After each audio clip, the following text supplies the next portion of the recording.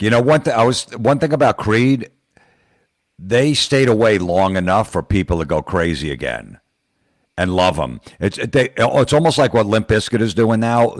Creed wasn't nearly as hated as Limp Bizkit, but No. Limp Bizkit stayed away just enough time. Now they're doing the PNC Art Center this summer. It's going to sell out. They're doing all like these 17,000 seats. Yeah. They're headlining festivals overseas. I mean, I know we saw them back in 2008 at Download or 2000, but still, they waited long enough where they're not so much a joke anymore. And people are like, you know what? We know every song. And even the last album, I think they call Limp Bizkit Still Sucks is the name of the album. So they embrace it. Yeah. Yeah, exactly. Yeah, you're right. No, I don't think I can't think of any band that was sort of more hated than Limp Bizkit, except maybe, Nickelback. But they've never had to take a break. But Creed, yeah, they waited long enough. So, for everybody asking about that metal show, if we wait long enough, maybe Right. we'll, maybe Yeah. we'll be People, cool again. yeah, well, we're already going on 9 years. So, Yeah. it's about time. But no, that really, like, I'm going to take my kid to go see Limp Bizkit. He knows all the songs and stuff. And I'm excited to see him. Like, whatever. I know all the songs. It'll be fun. And they were Yeah. great when we saw them do Download that time. They had 80,000 people going crazy. Yeah, well, it's you know how it is, Jim. Man, it's like the more popular you are, the more haters you have, and so if you have a lot of haters, consider yourself lucky because that means you have probably way more fans. But if you're able to take a break, and obviously Mark Tremonti's been able to go out and do, obviously the Alter Bridge and his own band Tremonti and do whatever the hell he wants, doing the Frank Sinatra thing and the Christmas songs and all that. If you're able to do that and give your band a break, it's such a bonus. I mean, we had David Draymond on that metal show, and he said, hey, I'm going to do a solo album, and I'm going to take 5 years off from Disturbed, and everybody said he was nuts. But the week that they announced they're back and they're going to do an arena tour, every arena sold out instantly. Yeah, he did that band Device. I remember I went on tour with those guys You with did? Megadeth. Yeah, Megadeth and Hell Yeah and Device. He didn't do any Disturbed songs at all. He goes, no, this is just a separate project. I'm not going to go out and do all the Disturbed songs being a singer. So he did, he did a whole little tour on that. But no, it was a good break. You never know. You don't want to be gone too long. Sometimes will people forget you, but then you get bands like, AC/DC pop up out of nowhere, put an album out. I mean, they're huge, obviously, but no one forgets them. Guns N' Roses lays dormant for years, and then they pop up. So, Well, they're on a break now, right? So they're on a much needed break because other than a few recycled songs from the Chinese Democracy sessions, they have not been able to get in the studio and really do any new stuff, which is, I mean, I'm sort of torn. I'm sort of like you got Slash and you got Duff back in there. How can you not get in a room and write 8 great songs? You don't have to put friggin' 13 songs on an album, okay? You just put out 8 great songs. Easy.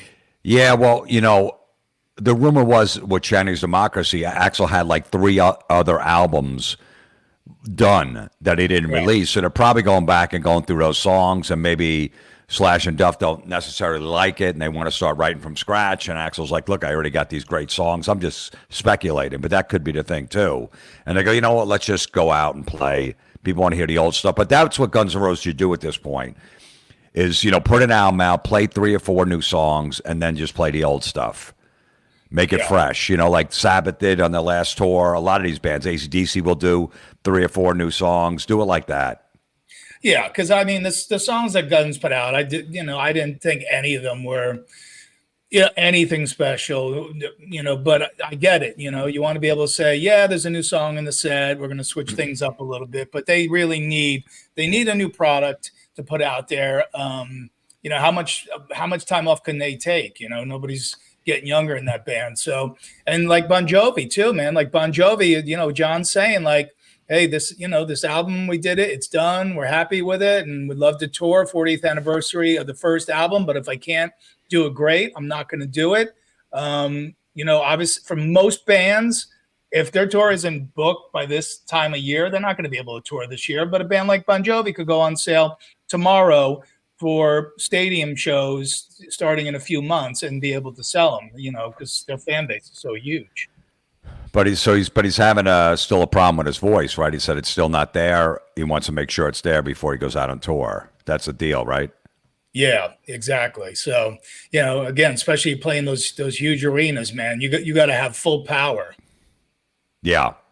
Like, Boston Red Sox 49. Can't wait for Don's new album. Aziz. I think, exactly. yeah, Thank you. I think Aziz, the way we spelled it on the album is Jejeje. I think that's gonna be the next one. The prank call that's animated. First, yes, no, I don't know is coming next, and I think Aziz should be the Okay. one after that. But yeah, Don, your record's coming out when next? No, This Friday. Friday. This Friday. Yeah, right. I already pre-ordered it, so I got my sale in. Yeah, thank you, man. Links I in the appreciate it. description. What's that? The link's in the description to pre-order. Oh, Oh, good. great. Thanks, Joe.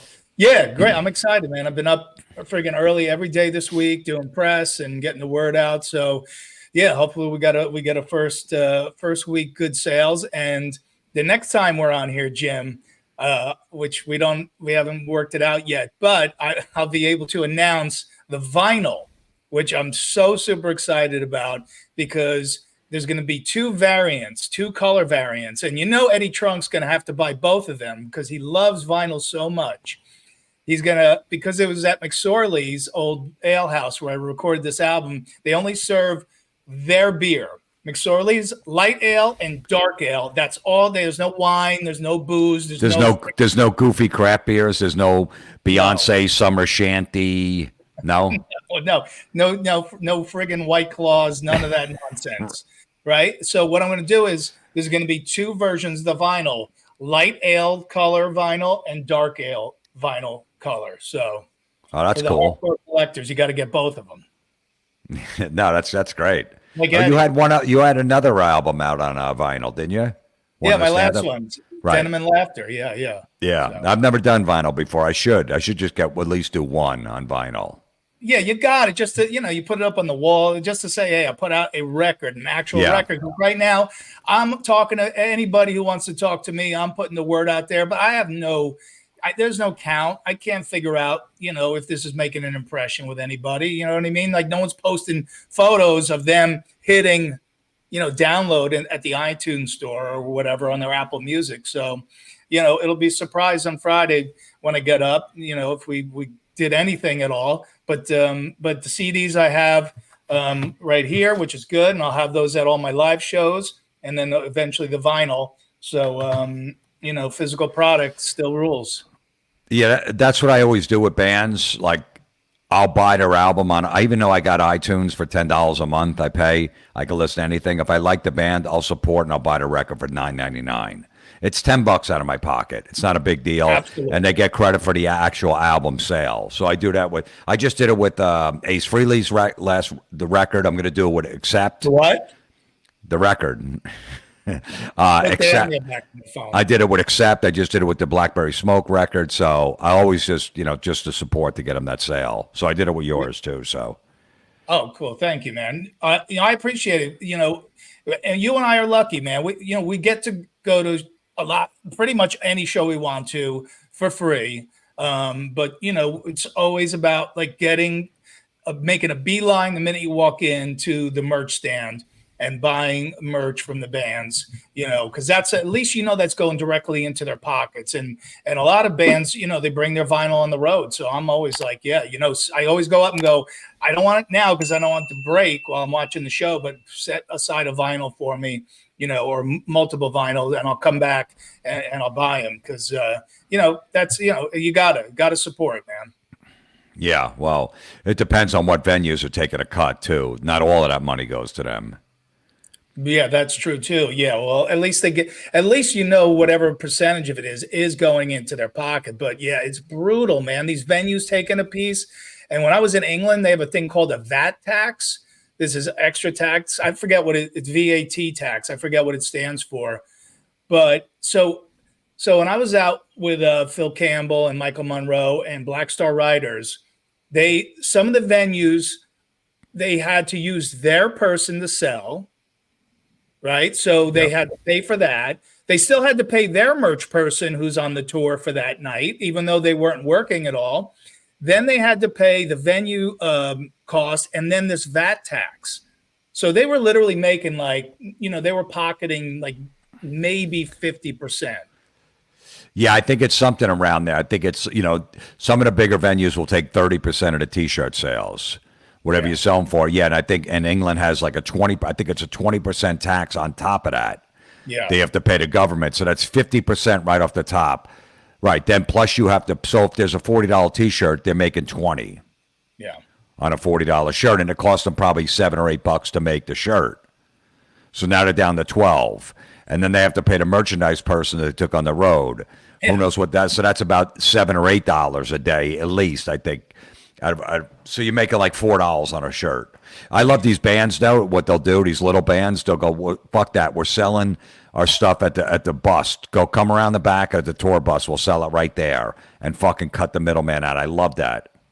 Every band should be doing that. Absolutely. No reason for the venue to take a cut. Even in casinos, they'll do that to comedians too. Like comics, that doesn't happen in the comedy clubs. They don't take a cut.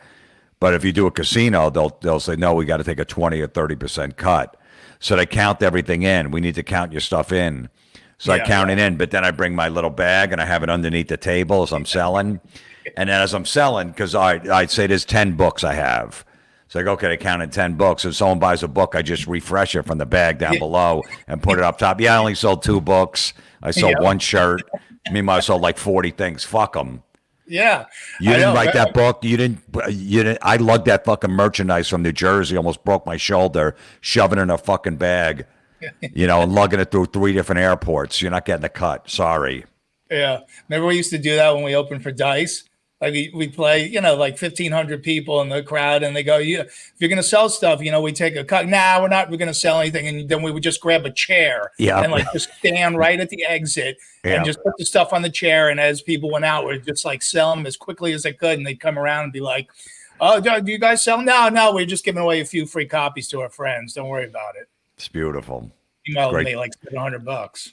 Yeah, it's great to beat the system. But yeah, so anyway, so buy Don's album. It comes out on Friday. Yeah. Thank you.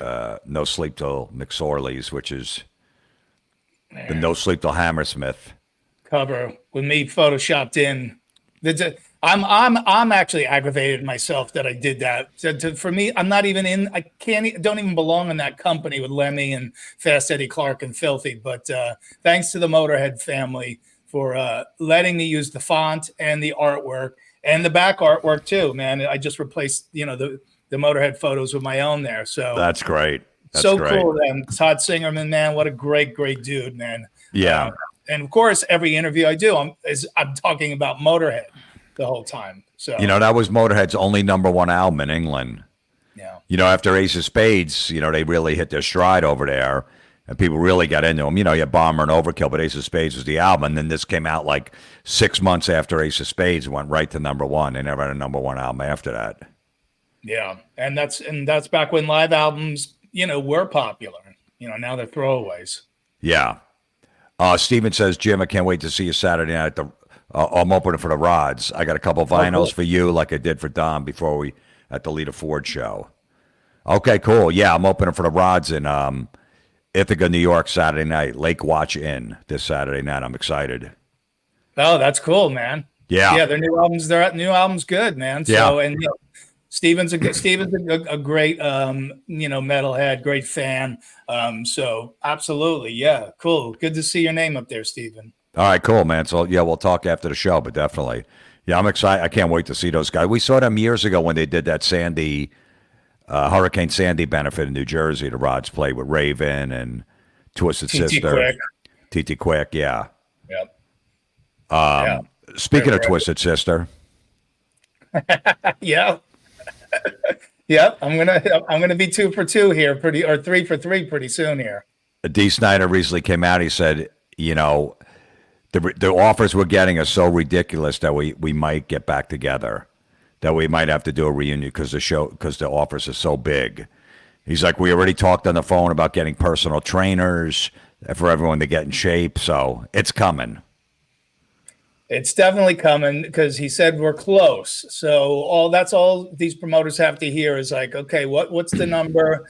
If it's close, then I'll throw another X amount on top and let's do this. Yeah, I mean, look, as every band drops out, more of these guys can't do it anymore. Another band moves up on that list. Motley knew when they laid low, like, look at all these bands. Kiss just went away. Ozzy's not going to perform anymore. They need slots for these guys, these older bands. So Motley moves up, obviously, and now Twisted Sister, there's room for them because people are dying for this. Kick's retired, so who knows who's going to retire by next year. So they're definitely, it's just so funny because Dee probably said it, if I had to guess, 50 times in interviews. We're not coming back. I hate when bands do it. It's a joke. You're tricking them. I love Dee. He's my idol. But, 50 times, there's no way we're doing it. We did it. We go out on top. I have to go out on top. Yeah. Yeah. But I always say the same thing. It's like, I know you think it's the last time you're going to tour, but it's not, because what happens. What happened with Dee is all right, we'll see what happens with Kerry King's band, because obviously the guys in his band are phenomenal. But Dee did a few metal albums, and then they were really good. But he doesn't want to play, in a small club, going on stage at 11 o'clock at night in front of a couple hundred people, and so there's a lot of frustration there. You miss the glory of playing in front of these huge crowds, these big festival crowds and all that. So this is what's going on now with Slayer. The money was too good to pass up. Kerry's going to have to start over with his own band. Like, I just saw a thing where they're opening for Lamb of God. Do you really think Kerry King wants to be the opening band for a band that was the opening band for his original band? It's you get knocked down a few pegs, man, and you miss that those crazy crowds. Yeah, but then again, like, Kerry's like, listen, if I didn't enjoy playing with Slayer anymore, I guess him and Tom didn't talk for years or whatever. I don't care. I got enough money. We made a fortune on that last tour. I want to start my own thing. I'm the boss. We're just going to have fun. It's me and my friends. And I don't really need the money, but I just want to go out and play. So I could see that too. But then you get, like, I remember when Motley ended their last tour, Nicky went back and was going back out at 6 a.m. and they were playing arenas, and then he's on a tour bus behind, like, Starland Ballroom and playing these clubs. I'm like, that's not going to last long, man. They're on private jets every night doing arenas, and he shut that down pretty quick right after Motley, like 2 or 3 months with 6 a.m. And he's like, nah, I'm not sitting behind a fucking venue on a tour bus. I ain't doing that shit anymore. Yeah, I'm not playing venues without showers. I'm not playing, venues where I can't even, drop a deuce if I need to. I'm not doing any of that stuff. I'm not riding around in a Sprinter van. So, yeah, it's, the money's there, and we'll see what happens. But yeah, I mean, I think, Tom from Brick said it. I think it's safe to say Twisted Sister will be back. And then I'll have my big three predictions come true, which is Motley, Slayer, and Twisted Sister. Okay, what about Kiss? Well, we talked about it, you and I, the last time. There's a trunk checking in here. We said, what did we say? Did we say 2025? I said before that, probably. No, I think 2025. I mean, that's only, let's say, a year out or whatever. Okay, yeah, about a year out, yeah. Yeah, because I don't know anything about this technology. I know it's working for ABBA, over in Europe, but this Kiss Avatars thing, it doesn't sound good. It doesn't sound like it's going to go over. No, it's not. It's not. What's going to happen? They're going to do one show. They'll do a private show. Some friggin' Saudi will pay them like fucking $5 million to go play a private show for them, and that'll be the first show. Obviously, no one's going to see it, but it'll be they're getting together just to do a private show, and then all of a sudden, hey, we're going to put one show on in Vegas. We're going to do a residency like the Scorpions, 2 days a week in Vegas for 3 weeks or something. I think that's what we're looking at, Jim. 2025 Vegas residency with Kiss. So put that one in the books. Our good buddy Uncle Ted is already back playing shows. Yeah, but one thing with Ted said he wasn't. I'm not touring anymore. Yes, I can't stay in hotel rooms on the road. It drives me nuts. I like to be active. So he's doing local shows, in Texas, some Illinois, but he's not. He is not touring. So he was honest about that. Oh yeah, for sure. No, I know, but he's fired up about these. I guess he's got a handful of shows that are lined up, and he's already played one. So. Yeah, if you missed Uncle Ted on that last go around, and I think I saw Greg Smith post that he's back. He was in rehearsals. Oh, really? So, nice. Yeah, to have Greg Smith back in playing bass along with Jason Hartless on the drums, that killer rhythm section. Yeah, wow, that would be so cool. The other guy was great, but Greg played with Ted for so many years, and he's so locked in with Ted. So, yeah. Just that Greg played with Wendy L. Williams solo band like in 1985 is amazing. Right. That's crazy. Rob's memory lane. Jim, you should take your son to Rock Fantasy, Middletown, New York, to browse their record collection and pinball machines. I'm going to be up there this weekend because I'm doing shows in Buffalo Friday night. I'll be in Buffalo Friday night, Rob's Comedy Playhouse Saturday, opening for the Raj in Ithaca. And then Sunday I'm in Albany. No, that's not near Middletown. But yeah, I'll get up there eventually to check that out. I love a good record store and stuff. My kid's not into music as much anymore. He knows it all. But, he'll be kind of bored there. But I want to definitely check that. Have you been to that place, Don? No, but I friggin' miss vintage vinyl. That was the closest record store to us in New Jersey. So now it's a kind of a haul to get to, any other record store. But there's been a fan who I think he's a member of on that Rocks, Jim Maroney, I think his name is. He's always like tweeting record stores in New Jersey at me, and so there is a bunch that I have to get to. But yeah, me, man. Anywhere time I'm on the road, I'm like, hey, is there a vinyl store around here? And always go pick stuff up. I mean, vintage vinyl closing, that hurt more than my marriage ending. It did. I cared about that place more than her. Yeah. So did I. Tyler, not sure if you covered this yet. Anyone catching Mastodon and Lamb of God anniversary tour for their albums? No, I thought, well, isn't Kerry doing shows with Lamb of God? So isn't he opening? Yeah, I didn't see that there were any dates. Maybe I just didn't read far enough down. So maybe that's sort of more up and coming. But, okay. But yeah, I know. I saw that those guys are playing together. And when people ask about, oh, come on, who are the next people, or the next huge metal bands that are gonna, take over and play arenas and stuff. Well, there's two right there, who are almost at that level, or pretty much at that level. So they're doing their albums at the anniversary on albums. So they're doing the album from front to back, I guess. Summer 2024 co-headlining tour with Mastodon.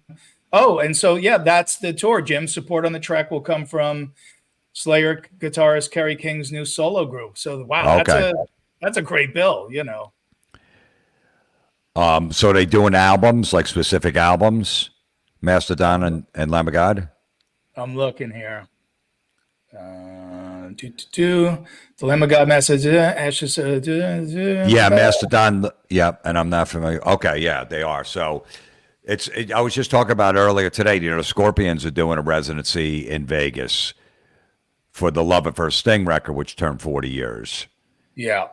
And I looked at the set list. They're not doing the songs in order, which I think is okay. They're skipping one song. I think there was 9 songs on that record. I forget which one they're skipping. 9. There was like a clunker in the middle. I forget which one it was. But they're not doing them in order, which is that album you don't really need to do in order. Like Blackout, I feel like you have to because everyone knows. Everyone had that vinyl and every song. One right. To the next one, to the next one. Blackout and They Can't Live Without You. No One Like You. You Give Me All I Need. There's no reason I should know this now. you flip it over. It's Dynamite, Arizona, China White, and then when the smoke goes down. Why do I know that? I can't help my kid with his homework. I can't remember anything, but I know that. Hey, thanks for watching that clip. If you liked it, here are a few more you might like. And if you want to support the show, consider hitting the join button and becoming a channel member to unlock exclusive bonus content.